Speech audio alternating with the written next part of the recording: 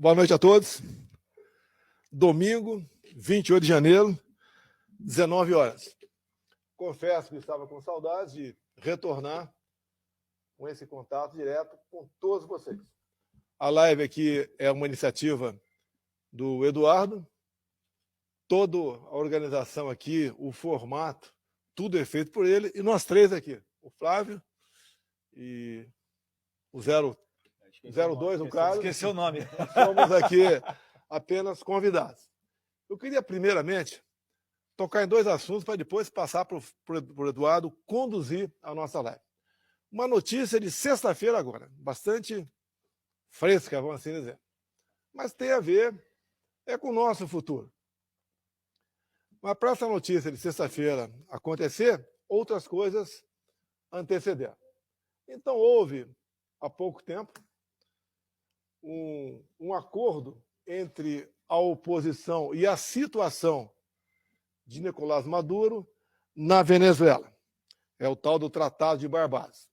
Então, eles resolveram, juntos, trabalhar para que as sanções americanas deixassem de existir ou fossem atenuadas na Venezuela em troca de uma eleição, ou melhor, eleições livres e justas na Venezuela. Uma parte disso já foi posta em prática. Nesse plebiscito que nós vimos há poucas semanas, que teve a iniciativa do presidente Maduro. Então, nesse plebiscito, tiveram ali o voto impresso ao lado da urna eletrônica. E o vídeo, né, foi posto à disposição. O Maduro foi votar, eram 5 itens, e ele apertava, falava uma coisa, apertava um botão, sim, sim, sim. E daí apertava um outro botão e uma maquininha imprimia o voto. E ele pegava aquele voto, ao se dirigir à urna, falava, olha, aqui o voto é eletrônico, mas tem o papel também.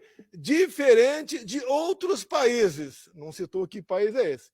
E pôs ali o voto na urna. Ou seja, ele começou a dar a demonstração, atendendo à oposição, de eleições justas. Logicamente, para nós, né, faltaria ainda a contagem pública dos votos. Mas vamos nos ater à questão da Venezuela. Então, Maduro deu sinais, repito, que é muito importante isso, de eleições justas, o voto eletrônico ao lado do voto impresso. Bem, só que na última sexta-feira, o Tribunal Supremo de Justiça, TSJ, tá, decidiu tornar inelegível por 15 anos a maior opositora dele, que é a Maria Corina. E também, por tabela, um outro nome lá, um opositor também, Capriles. Ou seja, no momento, o Maduro não tem oposição na Venezuela. A eleição lá pode ser da forma que for, né? Da forma como a oposição bem entender. A oposição não ganha. Por quê? Ele tornou inelegível a Maria Corina. Qual foi a causa? Procure saber. A causa é um absurdo, né? Pode saber. Quem decide é o Tribunal Superior de Justiça dele. Então, quando o Executivo tem o Judiciário na mão, ele, por antecedência, faz uma asepsia. Tira da frente as candidaturas que podem fazer sombra ao atual mandatário. Então, essa é a questão da Venezuela do momento, sem oposição. À frente da Venezuela, temos a Nicarágua, que lá não tem ninguém inelegível, ele simplesmente prende diretamente. Atualmente, os 7 maiores opositores do presidente da Nicarágua, O ditador Daniel Ortega. que é o Daniel Ortega, não tem opositores. Os 7 opositores mais fortes estão presos. Bem, em alguns outros países vão mais além.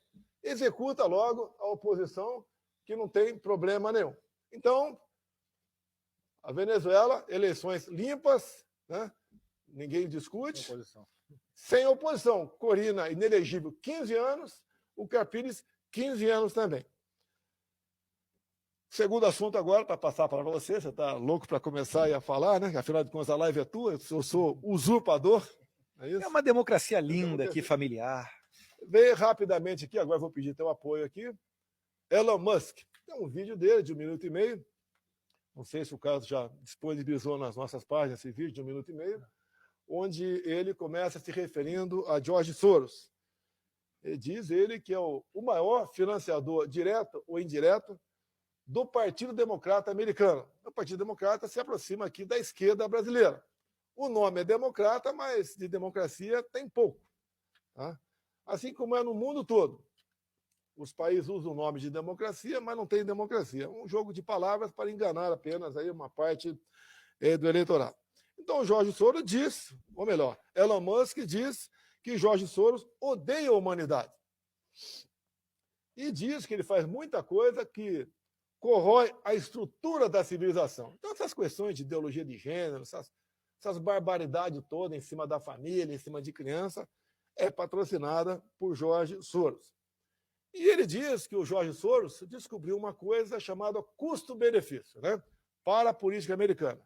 Então é muito caro investir no candidato a presidente, porque lá tudo é na base do dinheiro privado, deixa bem claro, bem como a formação aí das bancadas, bem como a questão das bancadas, eleições para o Senado e para a Câmara dos Deputados, custa muito caro. E daí ele resolveu investir em procuradoras distritais, municipais e estaduais, né, que tenham sempre votado em suas decisões lá atrás da forma como ele gostaria que fosse.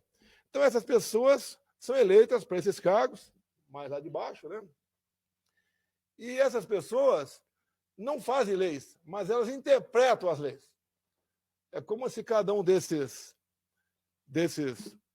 promotores ou procuradores distritais e municipais tivesse cada um a sua Constituição nas mãos, cada um as suas leis nas mãos e decide interpretar e votar da forma que lhes convém, geralmente contrário à lei. Ou, então, eles simplesmente não votam.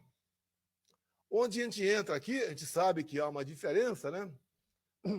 Os nossos vereadores aqui não votam semelhantemente lá a esses procuradores, mas nas câmaras municipais é a mesma coisa, que é um dos objetivos da nossa live aqui de hoje. O vereador é uma pessoa extremamente importante no município. Eu estou em Angra dos Reis, tá? E estamos aqui também trabalhando para a candidatura alinhado conosco, né? Aqui em Mangaratiba do lado e também em Paraty. E, por exemplo, eu acho que alguns vereadores devem fazer o Brasil, mas muitos poucos. E daí a gente começa a perguntar aqui, o que é Angra dos Reis? O que é esse município? Esse município recebe recursos como todo e qualquer outro município do Brasil. São aqueles recursos, transferências funcionais ali, mas Angra recebe também recurso de royalties do petróleo e também aqui da usina nuclear de Angra. Então, é um município que no corrente ano vai ter um orçamento próximo a 2,4 bilhões de reais. Se você dividir esse valor, atenção vereador, se você dividir esse valor pelos 200 mil habitantes, vai dar um dinheiro para cada um. Então, esse dinheiro, essa quantidade, faz com que Angra seja um dos municípios mais ricos do Brasil. Mas a pergunta, como vive o povo aqui em Angra? Vive bem ou não? Bem, a gente começa a ver como é aplicado esse recurso. Então, todo mundo quer realmente comemorar o Natal. Mas quanto foi gasto com a iluminação de Natal aqui em Angra? Na casa dos 5 milhões de reais. Quanto custa um parto na Santa Casa? Na Santa Casa, não. Na maternidade aqui de Angra? Na casa dos 55 mil reais.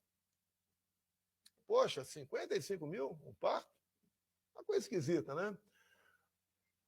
Quanto, por exemplo, custa um idoso no asilo que tem Angra? Tá. São 18 milhões de reais por ano para 25 idosos. Divida 18 milhões para 25 idosos. Deve dar uns 600 mil por ano para cada idoso. Curte, comenta e compartilha nossos vídeos. Aproveita e já me segue que te sigo de volta, vamos monetizar.